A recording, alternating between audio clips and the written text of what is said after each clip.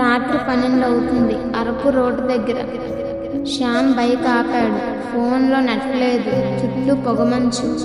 అడవిలో పురుగుల శబ్దం మాత్రమే వినిపిస్తుంది. అక్కడ బైక్ ఇంజిన్ ఆఫ్ అయింది. పెట్రోల్ ఆగిపోయింది. మళ్ళీ స్టార్ట్ చేయబోతుండగా గుహల వైపు నుండి ఒక చిన్న పిల్లాడి నవ్వు వినిపించింది. శ్యామ్ టార్చ్ ఆన్ చేశాడు. దూరంలో గుహ ఎంట్రన్స్ దగ్గర రక్తంతో ఇలా రాసి ఉంది. వినగానే గుండె ఆగిపోయింది.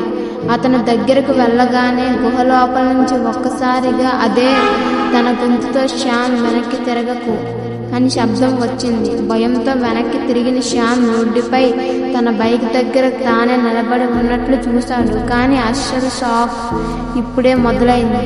బైక్ దగ్గర ఉన్న శ్యామ్ నెమ్మదిగా తల పైకి ఎత్తి కళ్ళని నల్లగా మారి, ఇక్కడికి వచ్చిన వాళ్ళు బయటకు వెళ్ళరు అన్నాడు. అప్పుడే మొత్తం గుహలో భారీగా నవ్వులు. మరుసటి రోజు ఉదయం రోడ్డుపై శ్యామ్ బైక్ మాత్రమే దొరికింది. కానీ శ్యామ్ మాత్రం ఇప్పటికీ కనిపించలేదు.